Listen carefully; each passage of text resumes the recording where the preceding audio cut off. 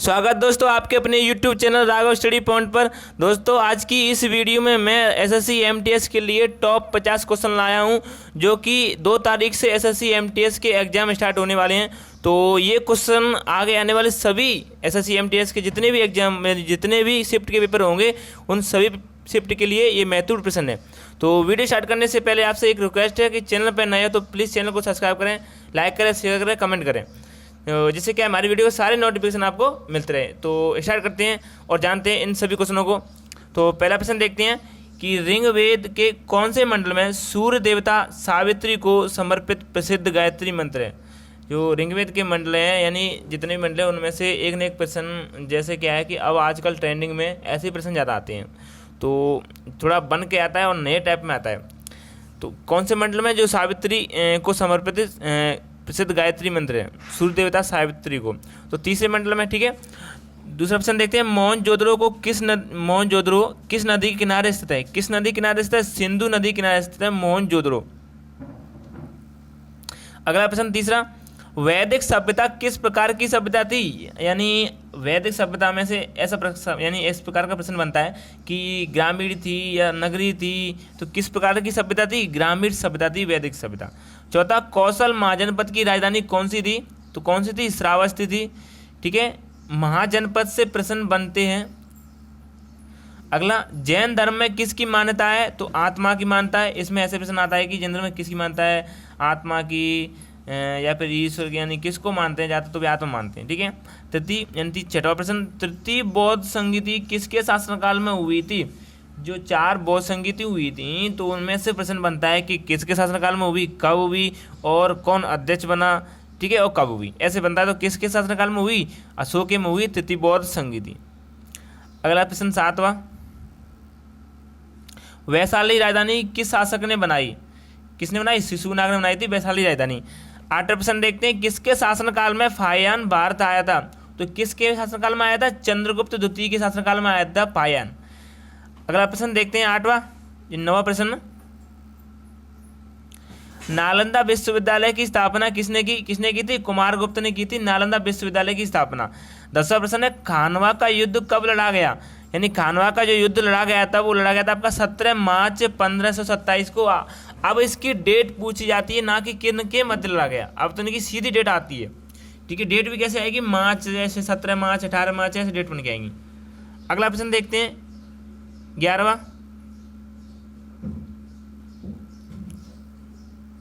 भारत का पहला governor general कौन था? यानी जो भारत का पहला गवर्नर जनरल कौन था? लॉर्ड विलियम बेंटिंग, ठीक है। 12वां प्रश्न है, आत्मी सभा की स्थापना किसने की थी? तो राजा राममोहन राय ने की थी। कब की थी? 1815 में की थी। किसकी? आत्मी सभा की स्थापना। अगला प्रश्न देखते हैं, वेरी वेरी मोस्ट, असहयोग आंदोलन कब आरंभ हुआ? कब हुआ था? 1 अगस्त 1920 को आरंभ हुआ था असहयोग आंदोलन। 14वां प्रश्न देखते हैं, पहली बार स्वराज शब्द का प्रयोग किस अधिवेशन में किया गया? किस अधिवेशन में किया गया स्वराज शब्द का प्रयोग? तो कोलकाता अधिवेशन में किया गया था पहली बार स्वराज शब्द का प्रयोग। 15वां प्रश्न देखते हैं, जर्मनी का एकीकरण किसने किया था? बिस्मार्क ने किया था जर्मनी का एकीकरण। 16वां प्रश्न है, आकार में तीसरा सबसे बड़ा ग्रह कौन सा है? कौन सा है? अरुण ग्रह, जो कि आकार में तीसरा सबसे बड़ा ग्रह है। अगला प्रश्न देखते हैं 17वां प्रश्न, 17 से आगे, चूना पत्थर कौन सी चट्टान है? चूना पत्थर कौन सी चट्टान है आपकी? तो अवसादी चट्टान है, चूना पत्थर है जो कि अवसादी चट्टान है। अगला प्रश्न है, अफ्रीका के शीतोष्ण घास के मैदान को क्या कहते हैं? क्या कहते हैं? वेल्ड कहते हैं। जो अफ्रीका के शीतोष्ण घास, देखो इसमें गर्म घास के मैदान पूछे जाते हैं, और अब लेकिन इसमें ठंडे यानी शीतोष्ण घास के मैदान पूछे जाते हैं अब। और जो करंट में क्वेश्चन आता है तो ऐसे ही आता है। 19वां प्रश्न है, नील नदी पर कौन सा बांध बना हुआ है? तो कौन सा बांध है? आसवान बांध है नील नदी पर। 20वां प्रश्न, गल्फ स्ट्रीम जलधारा किस महासागर की जलधारा है? दो जलधारा में से प्रश्न बनता है सीधा कि किस महासागर जलधारा है या फिर कौन सी जलधारा है, ठंडी या गर्म? तो गल्फ स्ट्रीम अटलांटिक महासागर की जलधारा है। 21वां, चावल के उत्पादन में प्रथम देश कौन सा है? चीन है, ठीक है। ऐसे याद करना, च पहले अचार है, दोनों में चावल पहला रहा है, तो इस प्रकार याद करना कि चावल के उत्पादन में प्रथम देश है चीन। भारत के तटीय भाग की लंबाई कितनी है, ये तो एसएससी जीडी में पूछा ही गया था, तो 7 या 5 16.6 किलोमीटर है किसकी, तटीय भाग की लंबाई, तट की। 23 ऑप्शन देखते हैं, भूटान के साथ भारत के कितने राज्य सीमा बनाते हैं, कितने बनाते हैं, 4 राज्य बनाते हैं, ठीक है, वो यानी 4 राज्य बनाते हैं भूटान के साथ। 24वां, नर्मदा नदी के उत्तर से कौन सी नदी निकलती है, कौन सी निकलती है, सोन नदी निकलती है नर्मदा नदी के उत्तर से।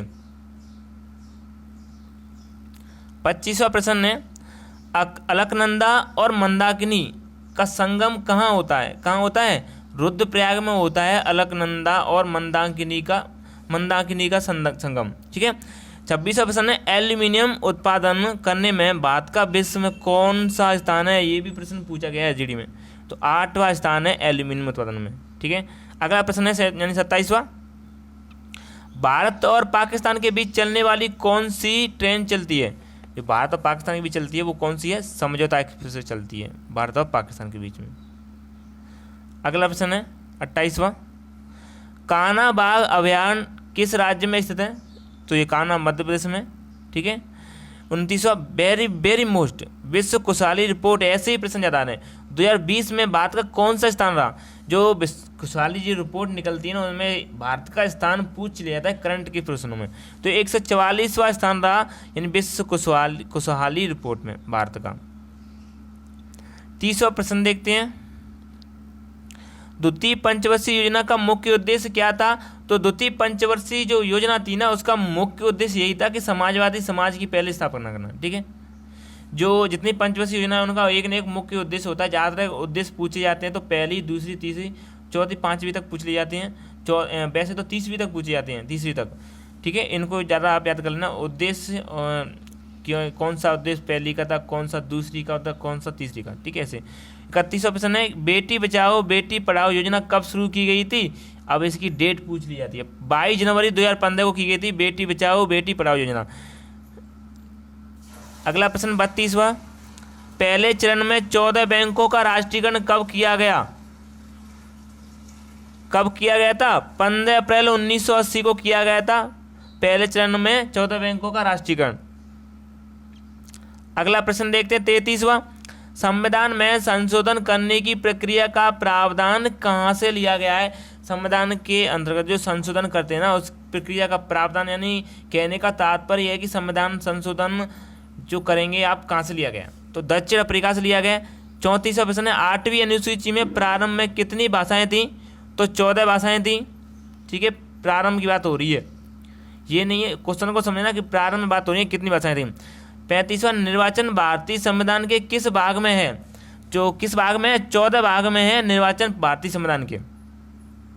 36वां प्रश्न है, उपाधियों का अंत किस अनुच्छेद में है, अनुच्छेद 18 में उपाधियों का अंत।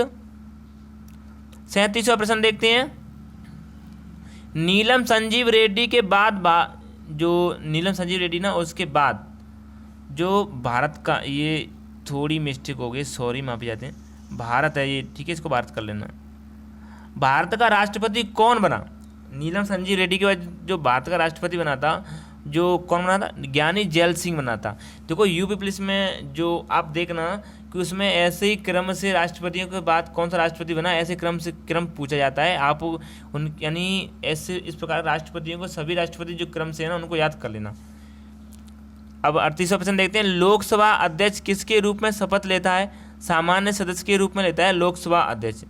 ये तो थोड़ी मिस्टेक हो जाती है, टाइप करते हैं तो जब PDF बनाते हैं ना उस समय मिस्टेक हो जाती है। अगला प्रश्न देखते हैं 39वां, भारत के किस अधिनियम के तहत संघ लोक सेवा आयोग की स्थापना की गई, इसमें अधिनियम पूछा जाता है। 1926 में की गई, लेकिन क्या अधिनियम पूछा जाता है कि 1919 का जो अधिनियम है ना उस अधिनियम के तहत संघ लोक सेवा आयोग की स्थापना की गई। 40वां प्रश्न है, योजना आयोग की शुरुआत कब की गई, 15 अगस्त, यही तो पूछी जाती डेट कि 15 अगस्त ऐसे, तो 2014 में 15 अगस्त 2014 में।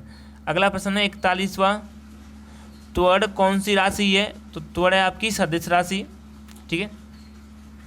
42वां प्रश्न है, न्यूटन के किस नियम को गैलीलियो का नियम कहा जाता है, नियम या जड़त्व का नियम कहते हैं, किस नियम को, प्रथम नियम को कहते हैं गैलीलियो या जड़त्व का नियम।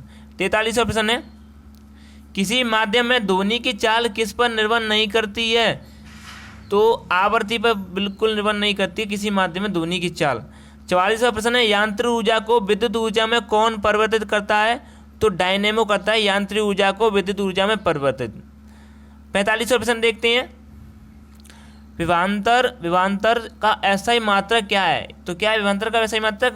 वोल्ट है विभवांतर का। 46वां प्रश्न है, बिच्छू के डंक में कौन सा अम्ल होता है? कौन सा अम्ल होता है? तो मेथनोइक अम्ल होता है बिच्छू के डंक में। 47वां प्रश्न है, बॉक्साइट किस धातु का अयस्क है? तो जो बॉक्साइट है वो किस धातु का अयस्क है? एल्यूमिनियम का अयस्क है बॉक्साइट। 48वां प्रश्न है, पीतल मिश्र धातु में किसका मिश्रण होता है? किसका होता है? कॉपर और जिंक का होता है पीतल मिश्र धातु में। ठीक है। 49वां प्रश्न, प्रोटीन की फैक्ट्री किसे कहा जाता है? किसे कहा जाता है? प्रोटीन की फैक्ट्री कहते हैं, राइबोसोम को कहते हैं प्रोटीन की फैक्ट्री। 50वां प्रश्न है कि वेरी मोस्ट प्रश्न है ये, फाइब्रिनोजेन नामक प्रोटीन का उत्पादन किस अंग से होता है? किस अंग से होता है? यकृत से होता है फाइब्रिनोजेन नामक प्रोटीन का। दोस्तों कमेंट करके बताना कि ये वीडियो आपको कैसी लगी और ये क्वेश्चन आपकी एसएससी एमटीएस के लिए महत्वपूर्ण है। दोस्तों वीडियो अच्छी लगे तो लाइक करना, शेयर करना, सब्सक्राइब करना और अपने दोस्तों को शेयर जरूर करना।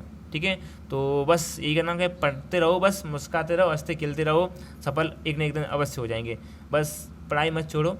और साथ में एक चीज़ ये है कि आजकल क्या है कि नौकरी पेपर कभी, फिर रिजल्ट कभी, फिर आपका इतना टाइम लग जाता है, तो साथ ही में आप एक चीज़ पे भी डिपेंड मत रहो कि हाँ मुझे यही करना यही करना, क्योंकि इसमें आपके जैसे कोई चीज़ है, अगर जॉब है तो अब ये तो नहीं हो गया कि 6 महीने में नौकरी लग के बिल्कुल जॉइनिंग तक हो जाती है।